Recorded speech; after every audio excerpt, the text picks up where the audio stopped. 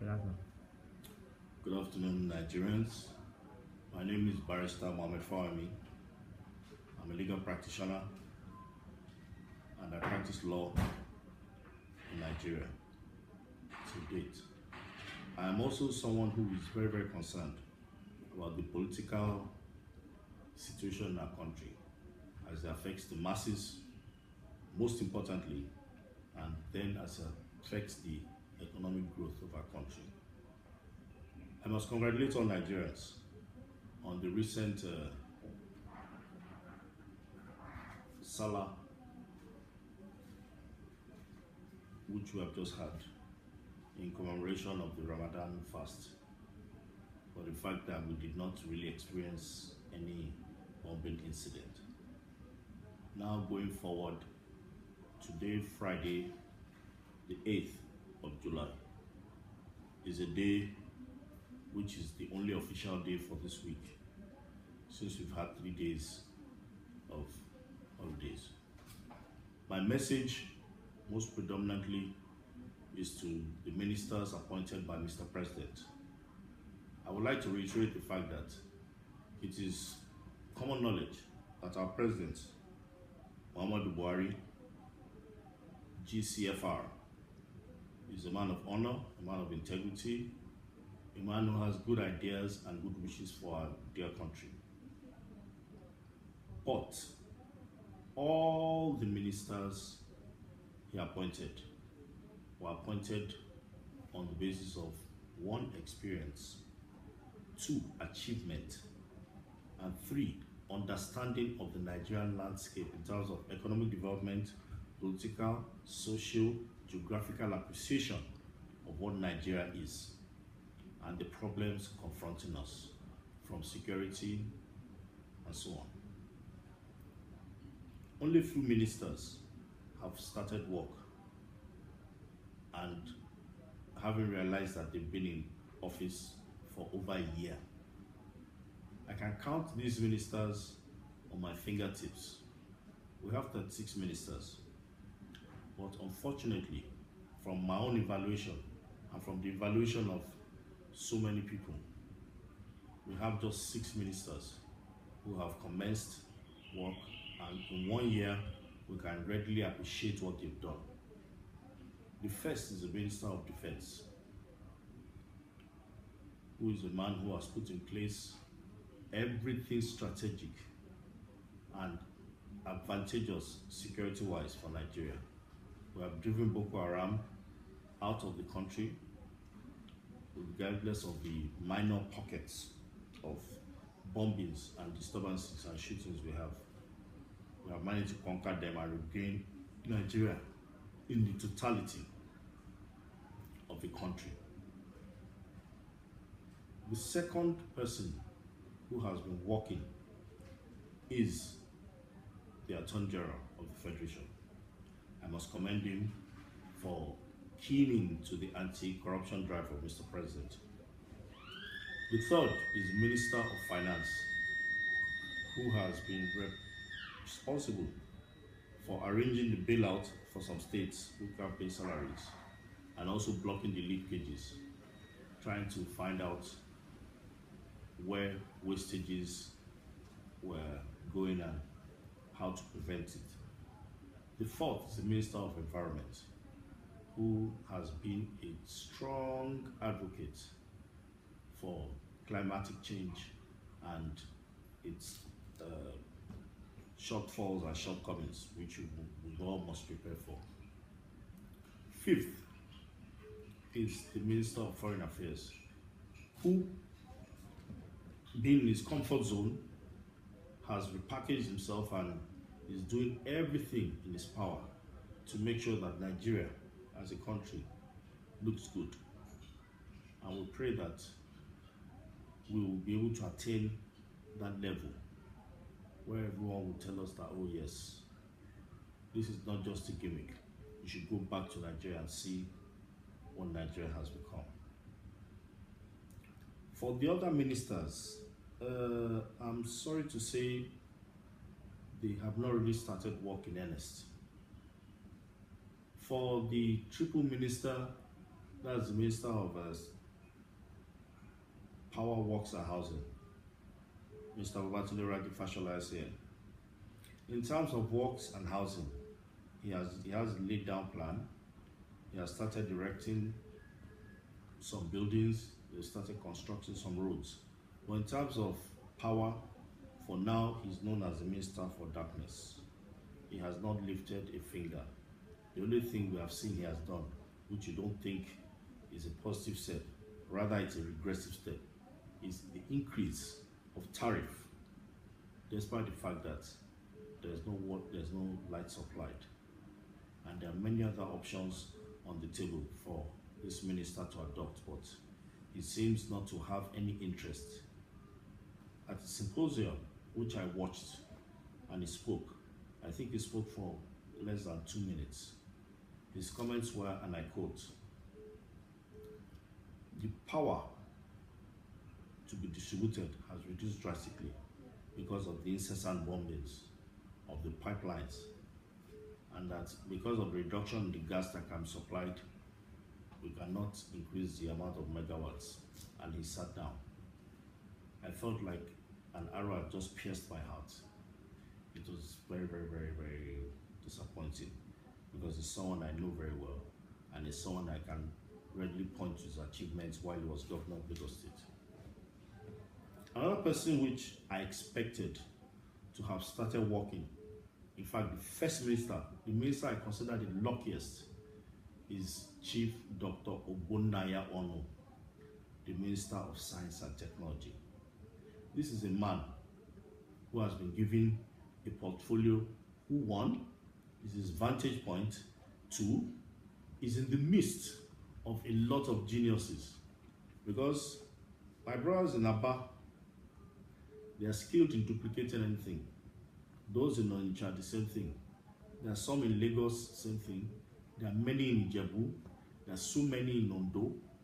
With science and technology alone and the development of our intellectual capacity, Nigeria stands the chance of making close to 15 trillion naira every year if we develop that human capital base, to which we can even rent our expertise or lease some of our expertise in terms of human capacity to other countries and generate far more than what we're generating in oil. But Oga has not lifted a finger. We can build our own refineries here. We can build our own turbines. We have so many radioactive minerals in the soil, which you can use in generating power. We have so many professors of metallurgy. We have professors of petrology. We have professors of electrical engineering, professors of mechanical engineering, professors of architecture. All these people are lying down waste, not doing anything, and yet we have a minister who cannot even harness them. With the little he's given, if he harnesses the skills of these gentlemen, in 3 to 6 months, they can build a turbine which can use radioactive materials to generate close to 100,000 megawatts, because the technology is understood by Nigerians. Why waste our technology? And when like these same Nigerians travel abroad, they are snatched by foreign powers. If we can harness them here, we will have more than enough megawatts to deal with. We'll have companies building cars, have companies building planes at the cheapest cost possible. So I find it very difficult when I hear that they want to partner with China, partner with Japan. China and Japan sat in their own domains and developed themselves. Now they are both world powers. That is the next step we need to take as Nigerians. Then I would like to sound a note of warning to the Minister of Solid Minerals, Dr. John Kayode Fayemi. He should please, and please, for God's sake, stop disgracing Nigerians. All this talk of Ghana spends $150 million on their own soil to mine this and mine that, therefore Nigeria must spend the same thing. It does not follow.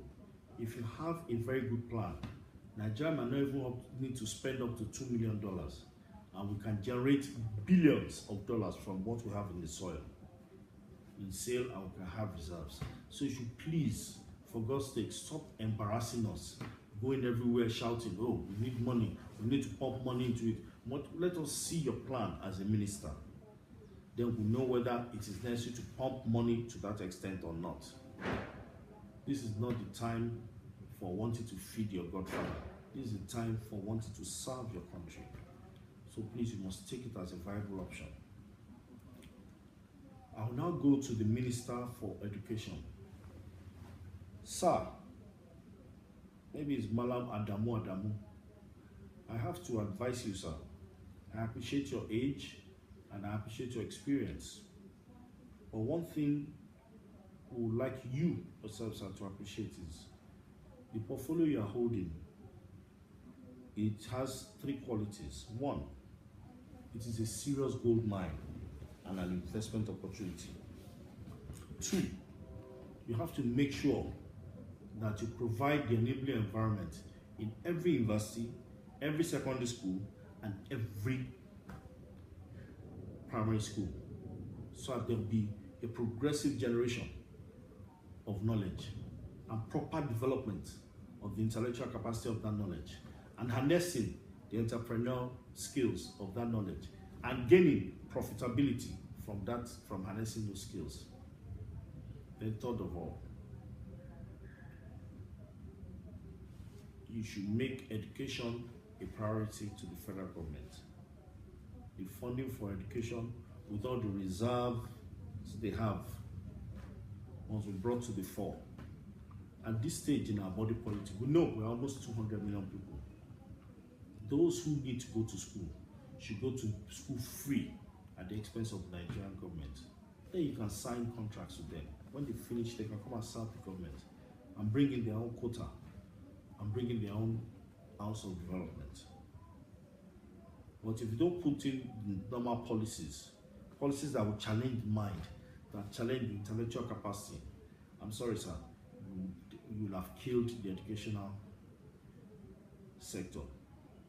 The first thing and the first mistake I see with you, sir, is I do not understand why you would make the least mark for any Nigerian student who is hoping to enter into a higher institution 180. That is below half. Already you have pushed that Nigerian student into the failure range. I would have assumed and believed that if you throw a challenge to the students, they will grab it and tackle it. Why not even make it 50? That's 200, halfway. That's what we know he's passed or she has passed. The 180, I think, is not ideal. However, superior arguments might yield, but for me, in my own view, our own pass rates, and that's why a lot of us are successful. We were challenged intellectually. We were forced to bring out what we had upstairs, and that is what is sustaining most of us today. Then to the Minister for Agriculture. Oga, you might be in the capacity of probably my father or my grandfather. I think with your experience and your knowledge in farming, Nigeria, from now till the end of the year, even if it's cassava or two other cash crops collectively that you are farming and harvesting, you are duty bound to give this country at least 300 billion in proceeds, because the soil is here, the soil is well nurtured, the crops are here, and to get the crops, like the seedlings that you plant, are cheap. So you have the opportunity of generating minimum I say, all over Nigeria, 300 billion for this country. And as for the other ministers, the Minister of Sports, Oga, we still have not seen your grand plan. going to whitewash all the